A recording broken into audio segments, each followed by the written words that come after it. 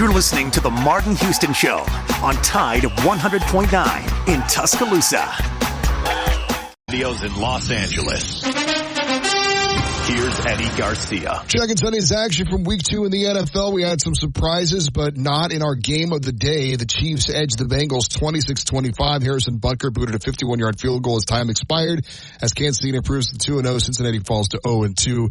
Cowboys lose big at home to the Saints 44-19. New Orleans is 2-0. Ravens fall at home to the Raiders 26-23. Baltimore drops to 0-2. Rams lose big to the Cardinals 41-10. Rams are 0-2. 49ers fall to the Vikings 23-17. Minnesota off to a 2-0 start. Lions lose at home to the Buccaneers 20-16. Tampa Bay's 2-0. Texans Sunday night beat the Bears 19-13. Houston's 2-0. Steelers over the Broncos in Denver 13-6. Pittsburgh's 2-0. Jets down the Titans in Tennessee 24-17. Packers over the Colts 16-10. Overtime for the Seahawks to edge the Patriots 23-20. Commanders get by the Giants 21-18. Chargers over the Panthers 26-3. And the Browns beat the Jaguars 18-13. Alabama 1st and 10 on the 12. Again, Houston. He's got a hole. He's over. Alabama touchdown. I'm just wondering if your listeners know how good a football player you were. I can still see you playing that fullback, knocking those players out of the way. And I believe I could have run behind you. Martin, I can remember when we came to center and you were playing fullback up there, and I saw you in the weight room and watched you work out in the weight room. And you were strong enough to pick up the whole weight room. I wanted to pick you, and our running back coach didn't take the pass. biggest mistake we ever made. The Martin Houston Show with national championship winning fullback Martin Houston, giving you 1 hour of intense, hard-hitting analysis from an insider's perspective. It's time for the Martin Houston Show on your home for Alabama sports, Tide 100.9, and streaming on the Tide 100.9 app.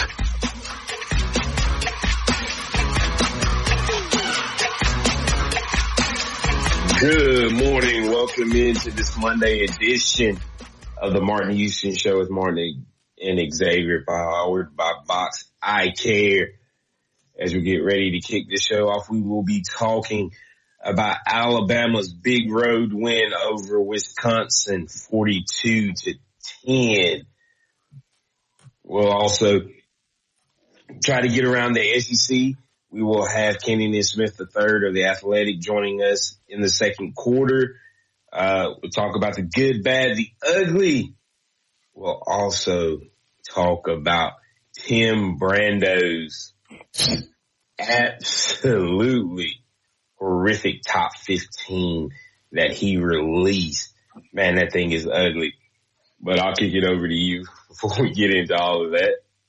Good morning. So glad that you've got Up and Adam with us on this open week of Alabama football. Man, it's going to be a fun week. Thanks to the happenings of this weekend, we'll have an opportunity to possibly dig into a little bit more of the SEC and all that, those things, and have plenty of time to get to Alabama and Georgia.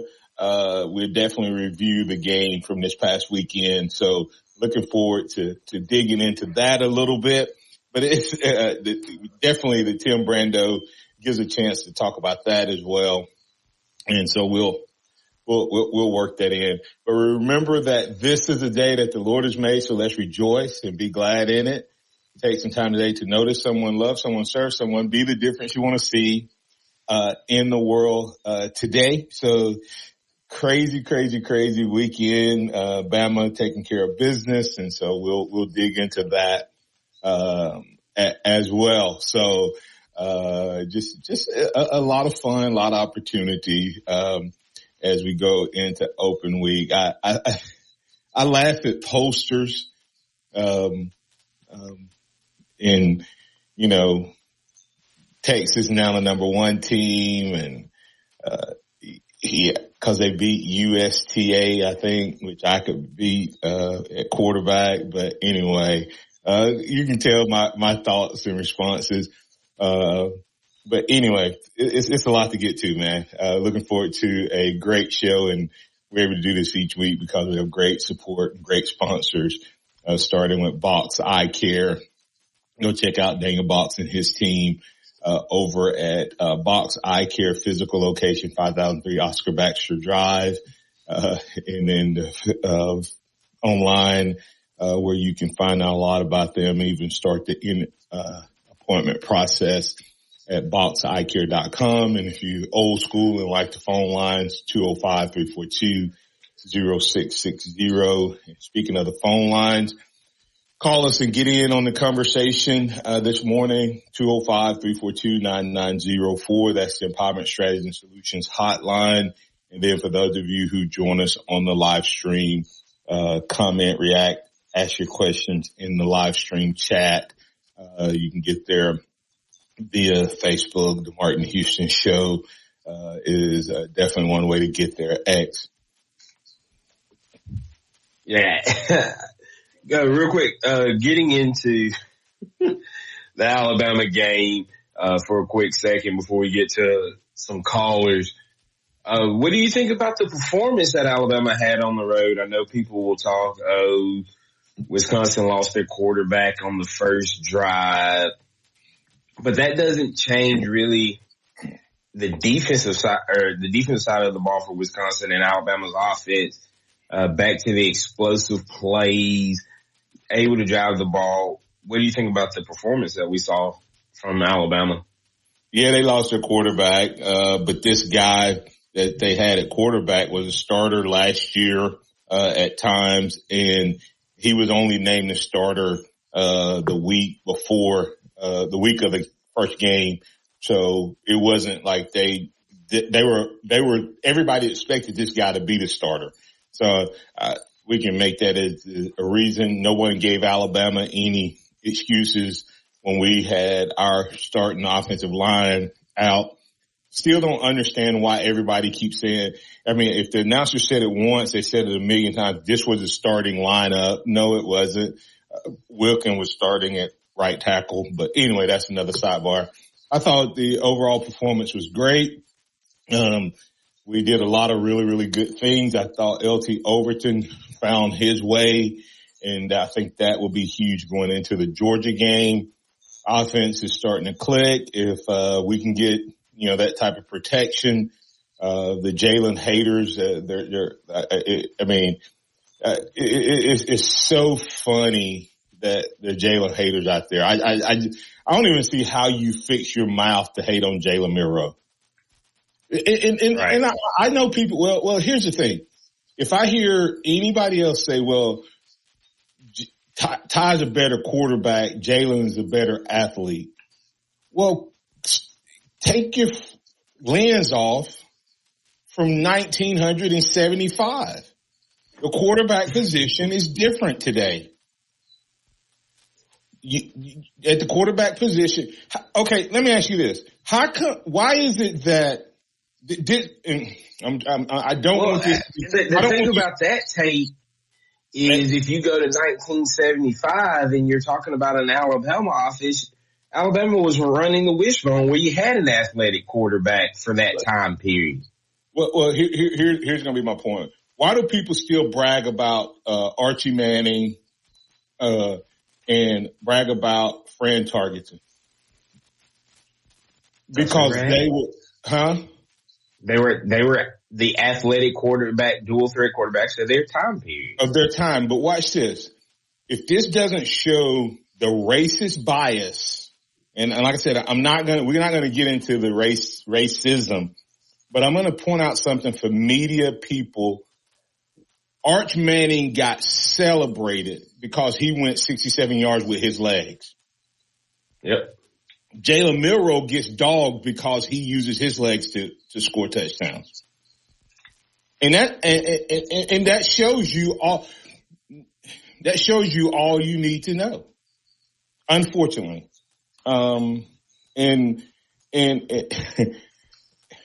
The guy has 14 touchdowns, Alex. 14. Mm-hmm.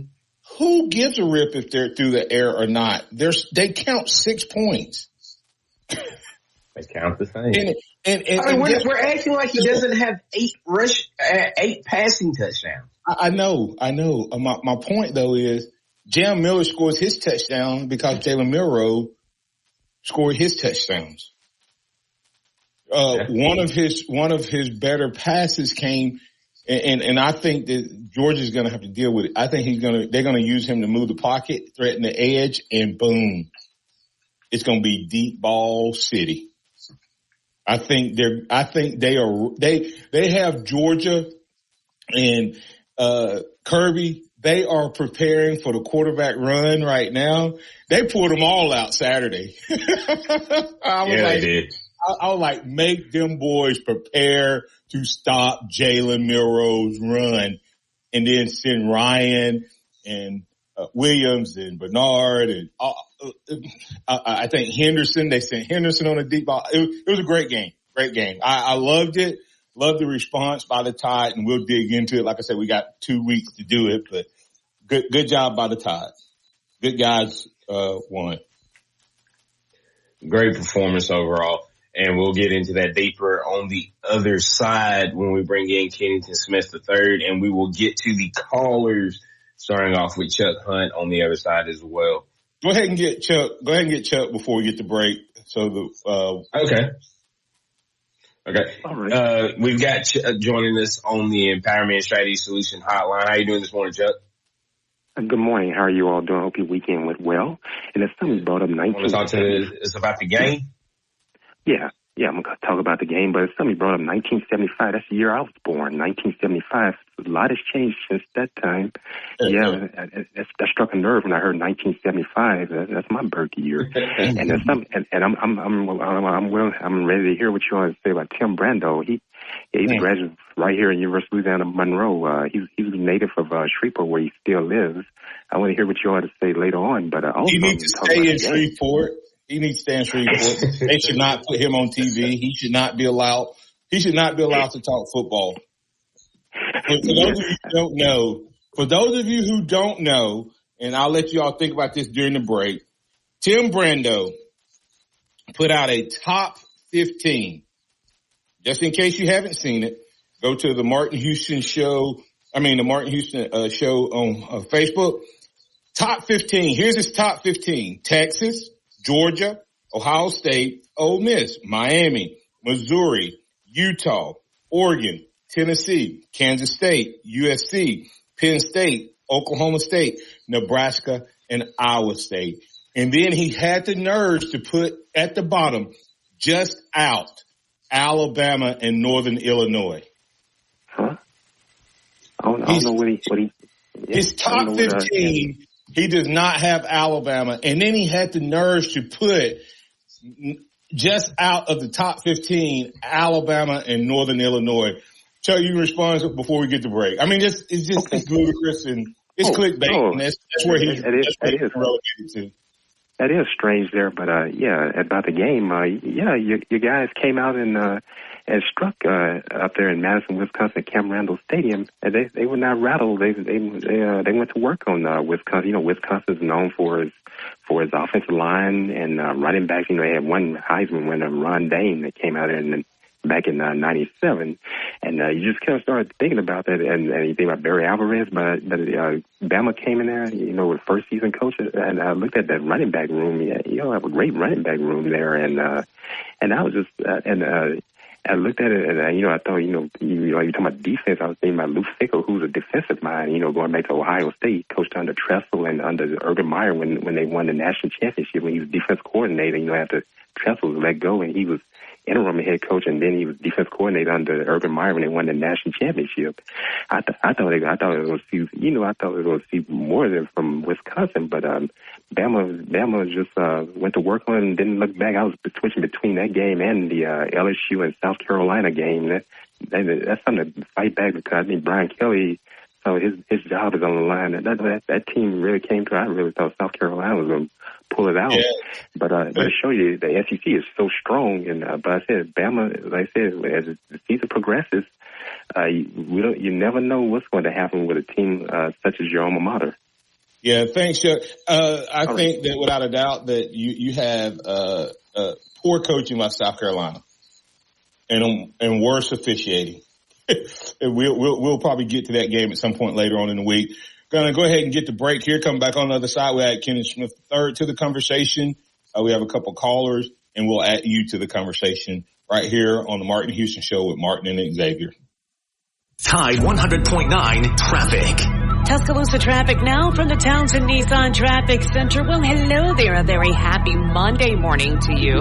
We're getting started with a little bit of busyness on Joe Malisham right now. Yeah, there is an accident on Joe Malisham at 21st Street, and this definitely slowing you down right now. Tapping on the brakes, nothing too major at this point. For dessert, let's slide over to Checkers for the $5 to $5 deal. Checkers with 2 locations, 15th Street in Tuscaloosa and McFarland Boulevard, Northport. Checkers open late night.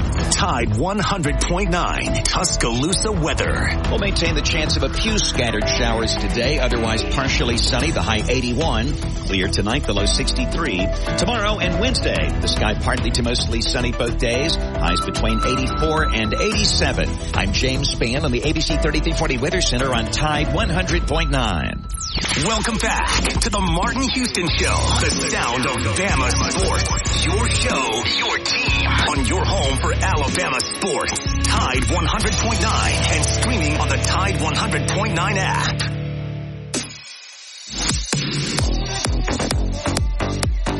Welcome back in to the Martin Houston Show with Martin and Xavier, powered by Box Eye Care. Thanks to the good folks over at North River Timber Company, CEO at gmail.com. You can contact them there. 205-242-5127. That's Courtney White's number. If you're looking for timber harvesting, you're looking for appraisals, you're looking for land management, North River Timber Company can help you and will be able to serve you. West Alabama, 4 counties they've been serving, and that number continues to grow. 11 years plus experience for Mr. White and his team. Give them a call. That's North River Timber Company, or email them northriverco@gmail.com. Crazy! Tim Brando has zero credibility. X, I'll talk to you. Usually we got a couple callers. All right, we got Kennington in. I'm sorry. We have Kennington as well. We got Kenny Smith III joining us on the hotline this morning. How you doing this morning, Kennington? Good. How are y'all? Doing good. Before we get to the callers, have you seen that top 15 from Tim Brando? No, I have not. You want me to read it to you real quick again? Oh, Lord. Do I want to see it? This is where you say all credibility shot. It has to be clickbait, but it's clickbait to the point that you have zero credibility. You ready? Texas, in descending order: Texas, Georgia, Ohio State, Ole Miss, Miami. That's top 5. Missouri, Utah, Oregon, Tennessee, Kansas State, top 10. USC, Penn State, Oklahoma State, Nebraska, Iowa State, top 15. And then he has a caption at the bottom, just out, Alabama and Northern Illinois.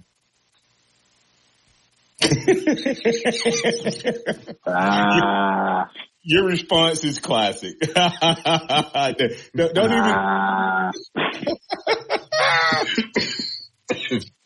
I mean, yeah.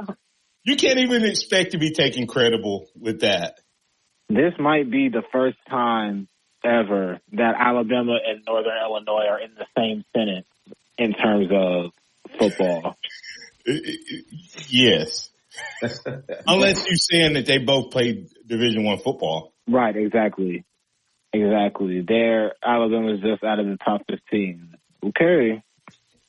Yeah. Hey, go ahead. Get the callers in with Kitty. That's crazy. I tell you that. It's crazy. We'll dig into this, but before we dig into it, we've got a couple callers.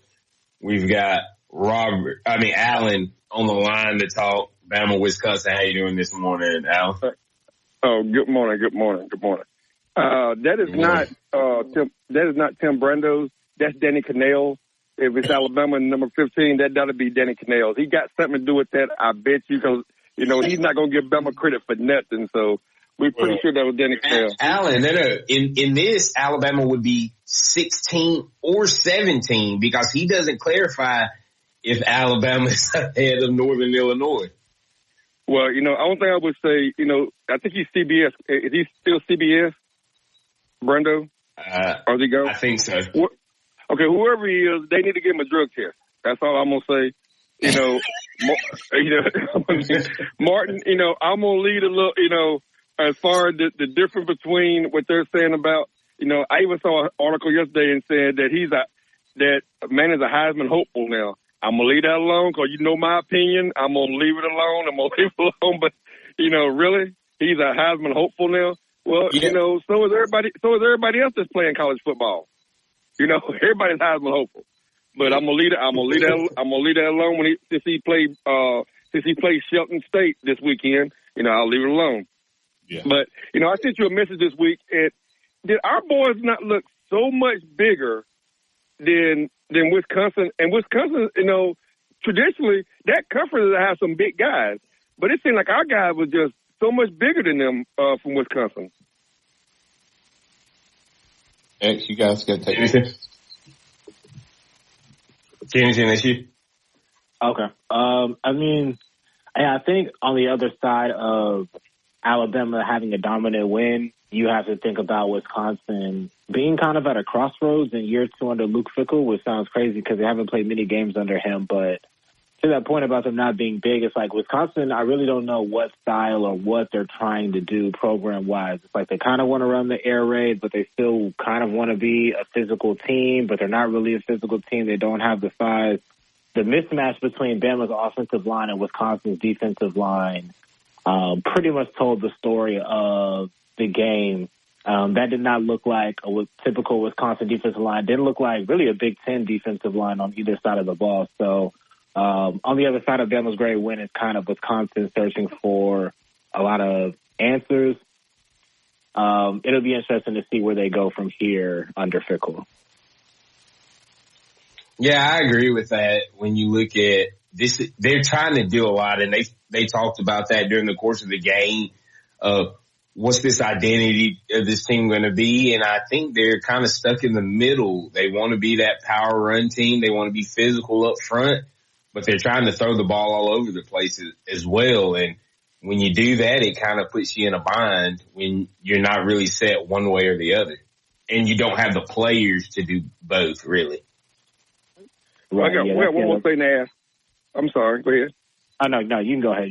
Okay, I got one more thing to ask. Martin, if you was, let's say this was Xavier, and he was the quarterback of Miami, and he took 4 concussions like that, what would be your opinion to him right now as far as playing football again? Well, you don't mind it to a situation. Yes, yes. Just because of what's going on with Tua, because that wasn't a hard hit. Everybody's trying to make it. It was not. Everybody's trying to make it all this. I heard one person, and ironically, it was a news broadcaster, and I think he used to do sports, okay? But he's just a news guy. He said, running back, he said, it's not that Tua got hit hard. He said, Tua doesn't have strong neck muscles. He said, your neck automatically stiffens and tightens to support the head. He said, go back and look how Tua got slammed. And it's like his head just, boom. It's like, and then you look at when he hit. So with that said, I ultimately being a grown man, he'd have to, make his own decision, but there would be serious conversation around, son, why are you doing it? Why do you feel you need to continue to do it? And I'm not saying this for CTE because I think CTE and the number of concussions, because people who don't even play football have concussion issues. It's just the fact that the concussion itself could cost him. I wouldn't make the decision out of CTE fear because, I see people who don't have concussions, people who do have concussions, and everybody in between getting CTE. So, I would have a serious conversation with him though, Alan. All right. Have a good day. Thanks, man. Appreciate it. Let's go ahead and get to Robert. Robert, you're in with Kenneth Smith III and Xavier. What's on your mind right now, sir? Hey, guys. Tim Brando. I used to think he just hated Nick. I used to think he just hated Nick Saban, and that's why he treated Alabama the way he did. Okay, when Nick Saban leaves, you hate you'll get over it and you'll get real with Alabama. But it's like, okay, Nick Saban's gone now. You still hate Alabama to this extent? It's like, did you come and get pulled over by a state trooper and they treated you wrong? What is it, dude? I can't take you seriously when you talk when you say these things. It's like you say, okay, you're not an honest broker. You got the most premier sports college football franchise in the history of college football, and you keep saying these nonsensical things about us, and when they prove you wrong at the end, you look like an idiot. And it's just, dude, really, your list is useless. Okay, based on what is Alabama number 15? Who is Texas play? Okay, they beat up on a mediocre Michigan team. Same way Alabama beat up on a mediocre Wisconsin team. So that's even. So what puts them ahead of Alabama? So far ahead, they're number one. So what is it, dude? Okay, that's fine. You got all these teams before you beat Alabama. Robert, Oregon struggled against Idaho, who is an FCS school. They're still top 10. You cannot be taken seriously, man. Is that what you want? Nobody ever take anything you say serious. Because you're not an honest broker, so then, I just ignore. I ignore them anyway. But now I just have no reason to ever listen to anything you say ever again because you're not serious. But go back to the game real quick. It was definitely an outstanding game. It looks like, for once, everything kind of went exactly the way we thought it would. Even though we struggled against USF, Wisconsin, the way they want to play football, that's just not going to happen for you against Alabama. And so that was good. So that was good. What it definitely proves is that Ohio State has the easiest schedule in college football. There's nothing in their way. So they're going to get all these accolades, and they're not going to get exposed, it looks like, until they go into the playoffs. Bad time to get exposed, but that looks like that's how it's going to be. Yeah, I agree. X, that's crazy. You got anything? Yeah, when he said Ohio State has the easiest schedule, I was like, I think Missouri has something to say about that, but Missouri has to play them. Good point. Very good point. But at least there be some. Yeah, at least Missouri has to play Bama, and you look at Ohio State's schedule, it's like their toughest games are Michigan, Oregon, who, we've already kind of hashed through both, and then a Penn State team, we really don't know what they are. They haven't played anyone either. So, yeah, I think Ohio State's probably walking into the playoffs with the schedule, but that's not really any different than any other year. Honestly, the Big Ten usually doesn't put up much resistance. Yeah. But, hey, listen, I want to give y'all a team that somehow I had overlooked just how easy their road is in the SEC. Listen to this SEC schedule. Florida, Arkansas, Missouri, Mississippi State, LSU, South Carolina, and Auburn in Texas.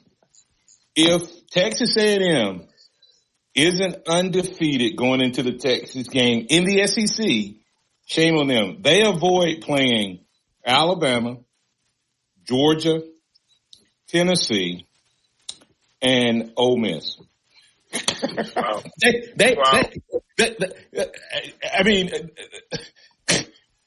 missed the top 4 teams. Who made their schedule? They literally missed the top 4 teams.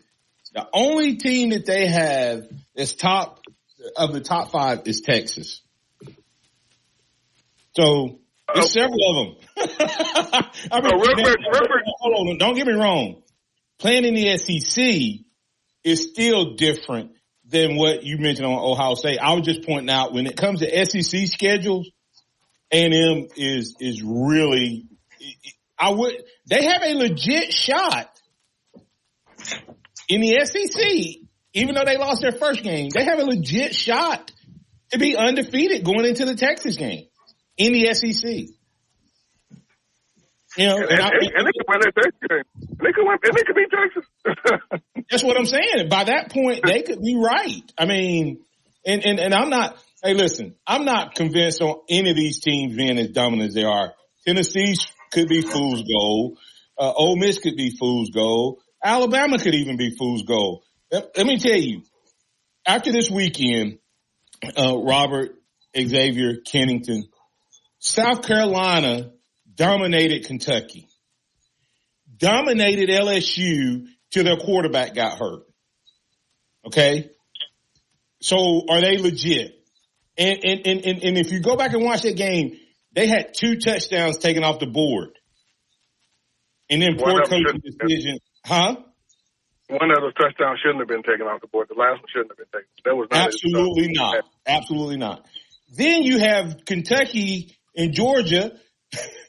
That's a dog fight or a cat fight, whichever one you want to pick. So it's just crazy. So we got to get out of here, Alan, but appreciate you, man. And I'm sure you'll talk again. We'll get your score for Georgia since we got a little extra time. We'll appreciate that. We'll be back. Thanks, Al. We'll be back on the other side to keep the conversation rolling. We'll get Kennington's thoughts on the game, and we'll get your thoughts. 205-342-9904. That's the Empowerment Strategy and Solutions Hotline. You listen to Martin and Xavier on the Martin Houston Show, powered by Box Eye Care. We got Kenneth Smith III in the conversation with us. Tide 100.9 traffic. Tuscaloosa traffic now from the Townsend Nissan Traffic Center. Well, hello there. A very happy Monday morning to you. We're getting started with a little bit of busyness on Joe Malisham right now. Yeah, there is an accident on Joe Malisham at 21st Street, and this definitely slowing you down right now. Tapping on the brakes, nothing too major at this point. It's the Tide Tailgate Show on 95.3 The Bear and Tide 100.9 WTBC 1230. Roll Tide. It's time for the Martin Houston Show. With the same hard-hitting, no-nonsense approach in which he played the game, Martin will take you inside the locker room, down on the field, and across the goal line with his in-depth analysis.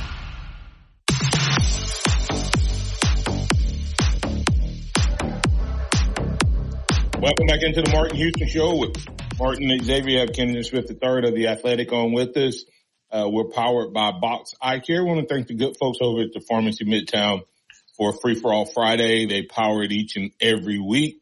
That's a pharmacy at Midtown. We'll tell you more about them as we move throughout the week. The pharmacy at Midtown, pharmacymidtown.com. X. All right. Before we get back to some callers on the Kennington, when you look at how Alabama performed this week, what are your thoughts about the overall game when it comes from the quarterback being out? Well, let's do actually good, bad, and ugly. What was your good from the game this week from Alabama? Good. I have to say offensive line. That was, I would say, by far the best game of the season by that unit. Caden Proctor coming in, completely stabilizing the left side, gave us 0 pressures, didn't have any penalties. Pretty seamless debut from him. I didn't know if he was going to come out choppy, rusty, whatever. Came out, played really well. I thought Pritchard was great on the right side. Obviously, the interior, you expect them to play well. So good for me would be the offensive line kind of rounding into shape and having a really good first game with their first 5. And I'll say this real quick and then get it back to you and X. But I think that that's the best offensive line play we've had since last year, since, maybe since Wolfer's been here, maybe in the last 2+ years. It was really good, on all aspects of the game. Go ahead. Yeah, no, that was it. I mean, I just felt like that for that to be the third straight game with a different starting offensive line combination, that was a pretty seamless performance. So that will probably have to be number 1 on the good list. Agree with that. The overall performance by the offensive line, I thought was spectacular. And to go from 8 penalties to only 2, and those being false starts, you give or take with those. I think the offensive line looked really good. Was there any bad from the game? If I could pick something bad, I think defensively, still not finishing plays the way that you would want if you're Kane Womack, from a tackling perspective, from capitalizing on turnover situations. I could think of a few turnovers and points that left off of the board, whether it's, early in the game trying to pick off the quarterbacks or late in the game when Edric Hill had a walk-in pick six, let the ball hit the ground. So I think the defense is playing well situationally. They're great. I feel like I said that last week. Third down, they're great. But there's just still some meat on the bone for that defense that you would like to see them clean up as they get into SEC play. 100%. Before we get into the ugly of it, we've got Carlton from Baltimore on the Empowerment and Strategy Solutions Hotline. How you doing this morning, Carlton? What's up? Before Carlton, hey Carlton, Carlton is from up my neck of the woods. So even though he lives in Baltimore, okay. What's up, man? Hey man, how's good? How are you guys doing? Doing great. How you doing? Good. I'm doing great. So I just want to tell you, Martin, I've been wanting to give you a call, but I'm in traffic this time of morning, but and I'm so glad you guys stopped that conversation about Tim Brando as well. Why waste time talking about that dude? It's ridiculous. Yeah. Yep. But one thing I wanted to share. I usually watch the Bama games with the volume off, right? And I listen to the radio. But this weekend I couldn't get it all synced up, so I watched the game with no volume. So I had to go back and watch it again with the volume because I hate the Fox team. But the thing that concerned me, and the reason why I had to watch it again, is I heard so much talk about how well the team played, right? But I just felt like we ran Milroe too much. And I didn't feel like we hit the middle of the field with any passes. I don't know if you threw any passes in the middle of the field. Maybe that was the game plan. But did you guys notice that? Go ahead, Kennington. I have a response on both of those. I'll give you some thoughts. But go ahead, Kennington. Yeah, I did. I did notice that. Did feel like they were kind of spamming the Milroe runs, especially the perimeter runs. But I think all of it is just kind of a ploy. I don't know if ploy is the right word, but I definitely think it's all kind of setting up future plays. Like, I feel like what we've learned about Kalen DeBoer offensively, especially for Washington, is like there's a lot of layers to what he likes to do offensively, and it seems like one thing always kind of leads to the next. So I feel like they're putting those things on tape to set up things they have further in their bag. Once they get into SEC play, they'll open up the playbook a little bit. I do feel like they kind of, left some things to be desired offensively, play calling wise. It was nice to see Milroe hit Josh Clavis in the middle of the field on his last touchdown. But did feel like there was, a little holding back offensively or not seeing the full playbook. But I think that might be by design. Carlton, and that's what I would say. Two things. Remember this, Carlton. The first game we ran 20-something plays, right? Right. Okay. So you know that they go into the game with like 20-something scripted plays. And we didn't even I don't know that Alabama even got through their script in the first game. The second game, the chaos of the offensive line and the pressure and everything, I don't know that we got to where we wanted to get to, right? So this game, part of what you do when you're going in against a competitor is you make them work on things, okay? And to Kennington's point, there's always something off of it. I guarantee you we have a triple option deep ball. What I mean by that, where Jalen fakes it to the running back, rolls out like he's going to throw it, either run it or throw it to the receiver, and then there's going to be a backside guy coming. Well, they didn't show that on purpose. And so Jalen just ran the ball because they covered the outside guy. That makes sense. Definitely. Some of those call plays to Jalen twofold. They run the ball because they have plays off of it. But they haven't had a chance to get all of those looks on film. And they had to put a lot of them in Saturday. That's what I think partially. On the other side, I do not. How many carries did he have? I don't think he ran it too much. 14. Huh?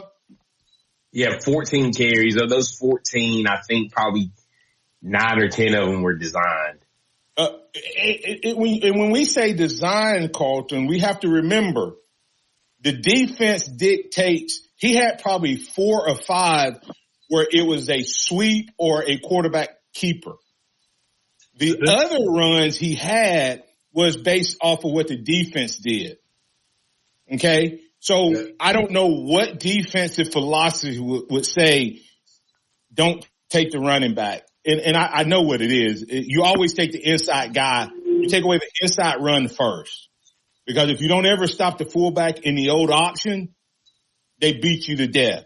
And so coaches still have that same philosophy. So I think some of it, Carlton, is a combination of we didn't get to the plays in the first game. We had a horrible offensive performance in the second game till the end. And we had to put a lot of stuff on film because Georgia's having to prepare for every, not just the play you saw, but every variation off of that play. That makes sense? Oh, very good point. Very good point. And then the middle of the field, I think was intentional. Go back and look. There's not a lot of routes. We didn't call a lot of routes to the middle of the field. Right. I noticed that. Yeah. I think that's intentional. Let me tell you why. Have you seen number 32 for Georgia? No. The linebacker? He cannot run with our tight ends. He will not be able to run when he has to cover the running backs. And I don't think they want to show. I think they will expose him in this game. Georgia fans, I can tell you, hope that such a thing happens because he's probably the most 32 Chaz Chambliss, who you're talking about, probably the most polarizing person on Georgia's team from their fan base perspective. Not well liked. So he is put into a compromising situation over and over and over again by Kalen DeBoer. You'll hear the Georgia fan base talking about it. So Martin. Yes. Martin, I will say this last thing. I'll let you guys go. So I believe you, right? And I was thinking that kind of the same thing. They must be building this offense and not showing certain things. So I thought about that. But the other thing is, over the summer, I watched 4 of Washington's games from last season. And there's so much to this offense. Mm-hmm. When we get rolling, it's going to be hard to stop. And those guys are going to be very, very confident because Washington's team, no matter what the situation was, they knew they were going to score. Yeah. And that's going to be dangerous at Alabama. Yeah, and he talks a little bit about slowly working everything in, Carlton.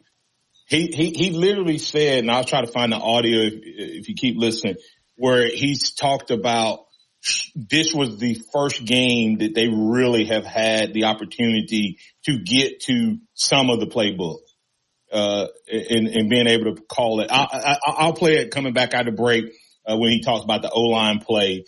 He says, because of the O-line play, we were able to get into our play calling.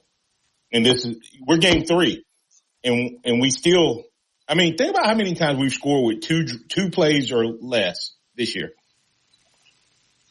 I mean, not 2 plays or less, 3 plays or less. A lot of 2-play drives. Yeah. Yep. All right, guys. I'm going to leave you alone. Have a great day.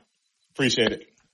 Coming back on the other side, we're going to, I'll toss it to you, running up on some time here, but, we definitely appreciate you guys being a part of the program. We appreciate Kennington hanging in there with us. You listen to the Martin Houston Show with Martin and Xavier, powered by Box Eye Care. Here's what's trending on the Tuscaloosa thread. Good Monday morning. There will be increased security at Eastwood Middle School today after a reported 13-year-old girl was arrested for allegedly making a threatening online post on Friday. TPD received numerous calls from parents concerned about those posts. The youth has been charged with making a terroristic threat. That is a felony. Those posts were a number of ones that have been received at schools across the state since the shooting in Georgia at a school outside Atlanta. Click TuscaloosaThread.com for more local news. Don Hartley Town Square Media in Tuscaloosa. Tide 100.9 traffic. Tuscaloosa traffic now from the Townsend Nissan Traffic Center. Well, folks, that is a wrap for the earlier accident on Joe Malisham at 21st Street. They cleared that out of your way, and now you're all good to go. I'm seeing some busyness on Skyland Boulevard right now at 359. Now, it looks like rush to work delays, so nothing. Changes within just a couple of days. Text support to 511-511. These statements have not been evaluated by the FDA. This product is not intended to diagnose, treat, cure, or prevent any disease. Tax fees may apply. The sound of Bama sports. Your show. Your team. The Martin Houston Show. On your home for Alabama sports. Tide 100.9 and streaming on the Tide 100.9 app.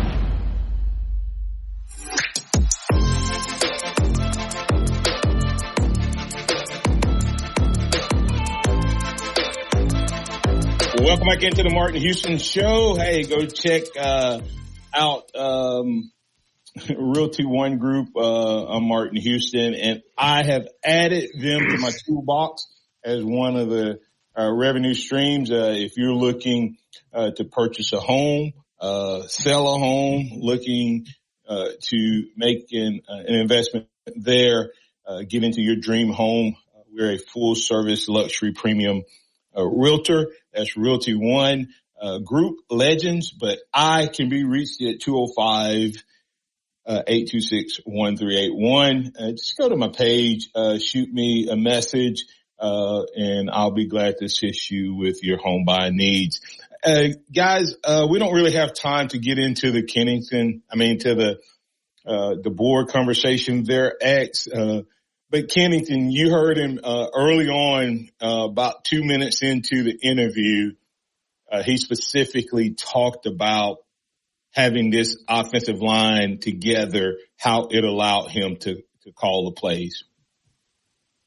Yeah, he said something last week against South Florida about that 6-minute run where he said something to the effect of like, it's amazing what you can do as an offensive line kind of when you're playing ahead of the chains and kind of when everything is linked together. And that's what we saw from the offensive line. I mean, there were a handful of penalties, but way less than South Florida.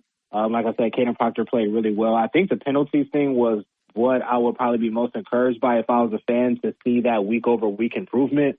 That if you feel like out of the Wisconsin game, you feel like that many penalties against South Florida was a one-off and not a team trait.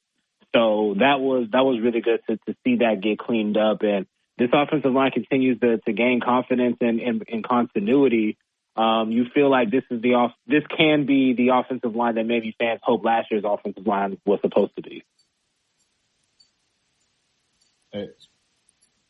You definitely can when you're looking at the way that this offensive line played as a whole. We've got one more caller. We're going to get to Pat real quick. How you doing, Pat? Short on time, so. Yeah, I got you a little short on time. I got questions about 2-2 on defense and 2-2 on offense. 2-2 on defense was a bad man. That was one of the finest hits I've seen in some time. Made me feel good. Hey, we talked about LT Overton was my man that I picked on defense, and everybody fussing. Oh, you know what you're talking about. LT Overton, hey, there was a reason Coach Saban did his best to bring LT Overton to Tuscaloosa, and so goes we found one of our bookends, seems like to me.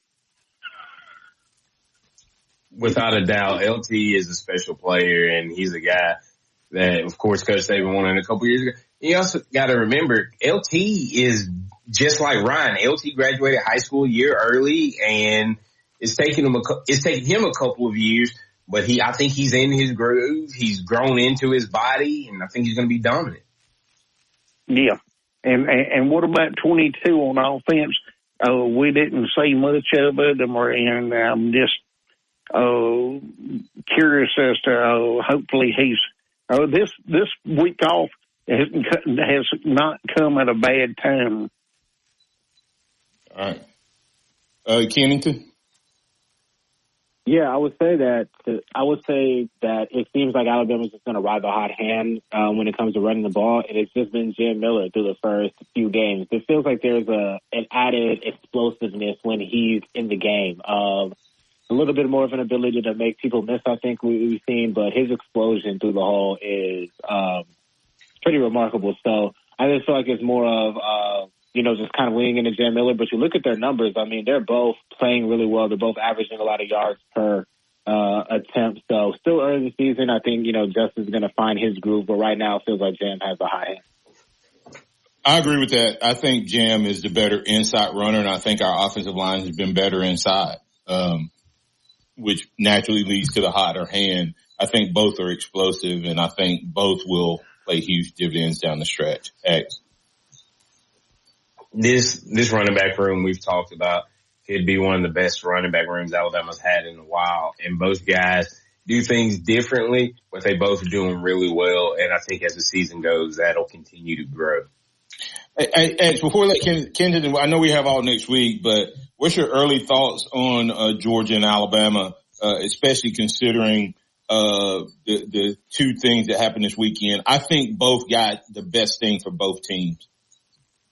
Yeah, I think so too. I think Georgia got a wake-up call it needed. I think Alabama got a confidence booster. My initial thoughts is, to me, it feels like it's probably going to be more of a lower-scoring game. I don't know what the over-under is, but I think that both defenses are going to present challenges to the opposing offenses. I think Georgia's pass rush looks a lot better than what I thought it was going to look like to start the season. That's encouraging on the Georgia side. I think, to the LT Overton point, we've talked about who's going to be that Justin Eboigbe type for Bama's defense. LT Overton seems to be fitting that role. He might end up being a one-and-done guy if he keeps playing the way that he's doing right now. So, to me, my initial reading, it feels like more of a lower-scoring game. I like where both defenses is at. So I'll be focusing more on kind of where both offenses are at going in the next Saturday. This Georgia game is going to be a fun one, and we've got 2 weeks to talk about it, so it's going to be at a better point in the year. Georgia definitely got a wake-up call against Kentucky, and I think even Georgia might have snuck out of there with a iffy call on the defensive side, on the officiating. So, hey, but we'll see what happens. All right, hey, we'll be back tomorrow with that DC Capstone to the report. DC Capstone report to the conversation. That was Kennington Smith. Go to the Athletic on the web and find him. Type Kennington Smith III. I'm Martin Houston. That's Xavier Houston. That's Kennington Smith III. At Skinny Kenny _ on the X, and he'll take care of you. We'll be back tomorrow to keep the conversation rolling. Remember this: trust in the Lord always, and not your own understanding. In all your ways acknowledge Him, and He will direct your path. We got plenty of time to get to what happened this past weekend and what we can expect. More to come right here on the Martin Houston Show, powered by Box Eye Care.